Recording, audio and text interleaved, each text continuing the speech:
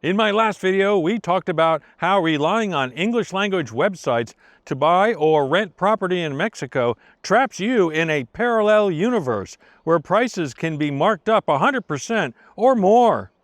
To find legitimate local rates, you need to use local plumbing, and that means searching on Mexico's massive real estate website, inmuebles24.com. But there's a catch. As soon as you enter that in your browser, you're met by a wall of pure Spanish and local pricing. I'm Bill Hare from Affordable Retirement Abroad, and today on GeoPension Journeys, we're pulling back the curtain. I'm firing up a live screen capture to show you a simple one-click trick using native upgrades in Google Translate that converts the entire site into English instantly. But because machine translation often garbles local technical acronyms, I'm also going to give you my personal Gringo Cheat Codes, 2 dead simple mental math rules that will let you calculate local currency and property square footage instantly in your head while you scroll. And to make this completely seamless, there are a few key terms in Spanish you need to watch out for. So I've put a QR code on the screen right now. Scan it or use the link below in the description to download my free GeoPension Renter Buy Like a Local vocabulary dashboard so you can easily cross-reference these terms right along with me on your own computer.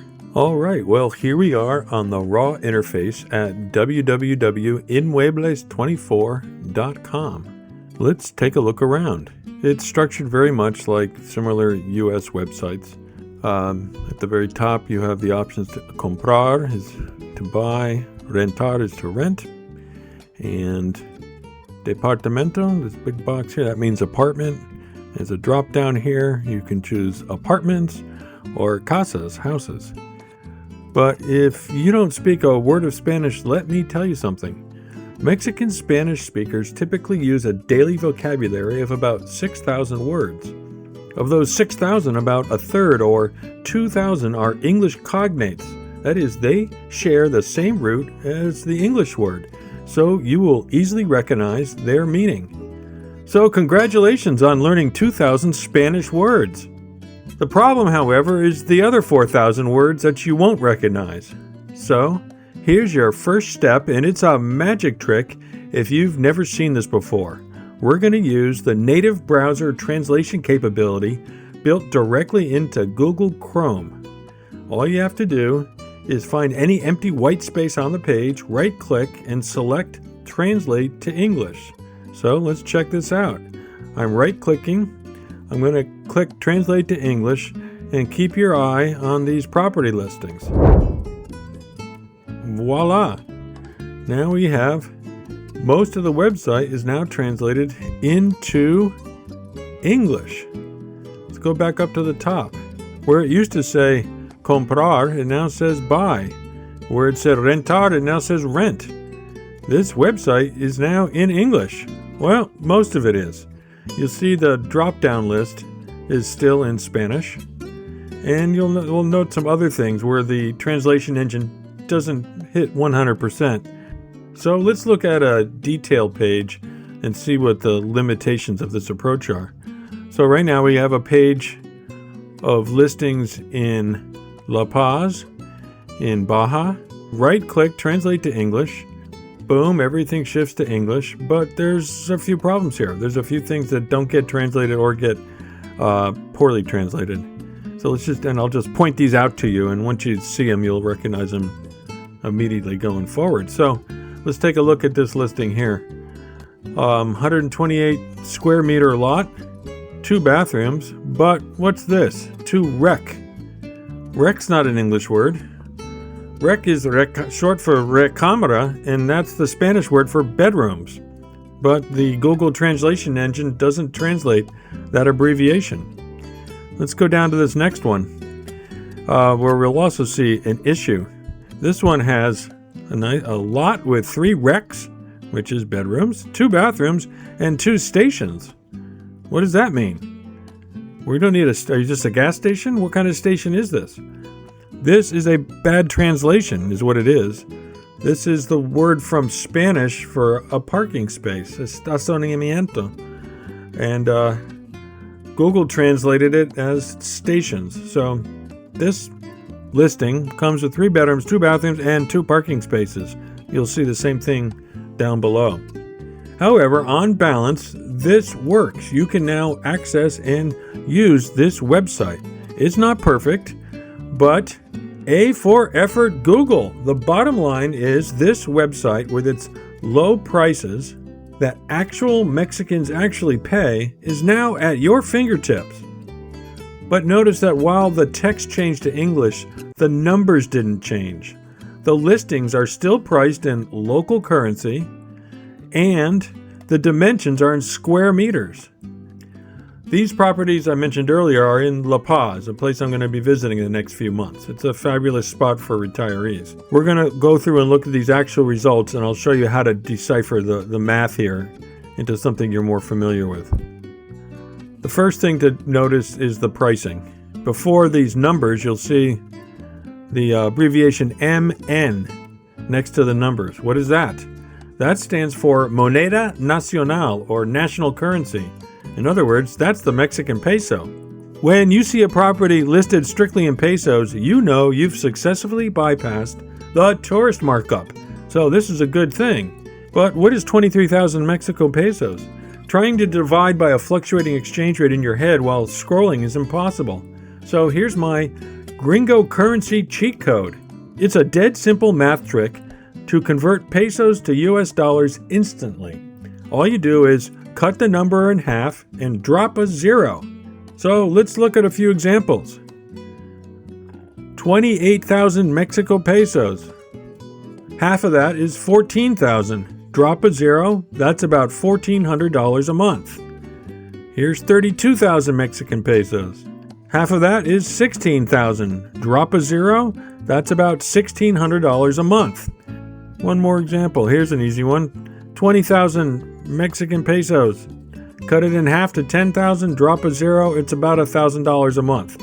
With this trick, you can just quickly translate into US dollars without having to break out the calculator. Just remember, when you see Mexican pesos, cut the number in half and drop the last 0, and that's roughly what it is in US dollars. Next, let's handle the sizing data because Mexico uses square meters. To convert that to square feet instantly, use my second trick, called the Gringo math code. Just add a 0 to the end of the square meters, then add a little bit more.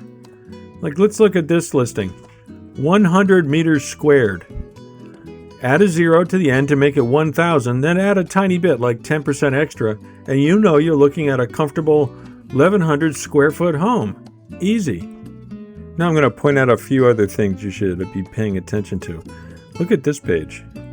Most of the time, the listings are, as we pointed out before, in Mexican pesos, denoted by the M and the N. But look at this. Here's one listed in US dollars. And this is a Spanish version of the page. I haven't translated it to English yet. You'll note the description's in English.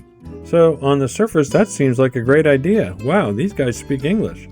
Avoid this like the plague. Anything where the information's in US dollars and in English, that is a landlord or a seller that is looking to separate gringos from their money. This is going to be a premium price property, not the stuff the locals pay for. So when you see something listed in US dollars, unless you translate it yourself, just scroll down the page and find something else. Okay, now let's talk about lot size versus the house size. How do we determine the difference between the two on this website? Well, let's take a look at this example.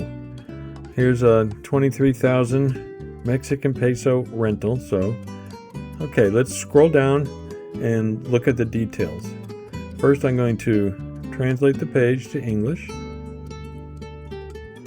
And you'll see over here, 177 meters squared for the lot and 140 meters squared for the built space.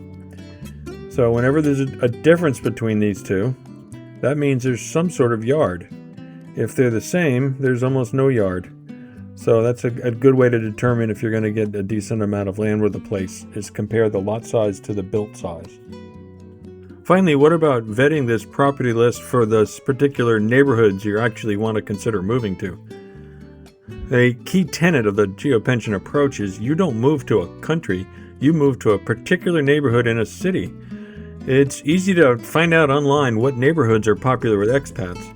On this particular website, which functions a lot like Zillow back in the US, the easiest way to compare property listings to your desired neighborhoods is just to view the listings in map view.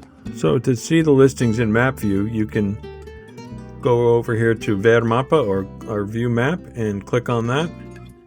And then you've got a mapped out listing of all the properties, which you can zoom in on with your mouse and pick out properties in the neighborhood you're interested in. Just click on any particular property, it'll pop up and you can figure out the details. So that's pretty much it. Once you combine the speed of Chrome translation with these two simple mental math shortcuts and learn just a few Spanish terms, you possess the ultimate toolkit to audit any rental or housing market in Mexico right from your own desk. You now have the power to avoid the gringo pricing gouge. If you haven't already, make sure to scan the QR code or hit the link below to download your free copy of the Geopension Rent or Buy Like a Local Vocabulary Dashboard so you can keep these terms right next to your keyboard while you search. And if you're ready for a deeper dive into retiring to Mexico, check out my new book, How to Retire to the Yucatan on a Social Security Budget. It is so hot off the presses, I have to hold it with this oven mitt.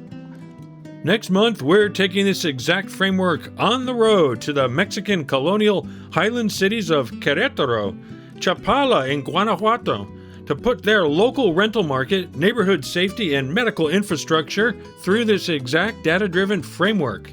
Then in the fall, I'm driving down the Baja Peninsula, profiling retiree havens like La Paz, and exploring elder care options for older retirees. So please hit that subscribe button so you don't miss a single episode of these upcoming series. And let me know if those math tricks helped you out. I'll see you in the next video.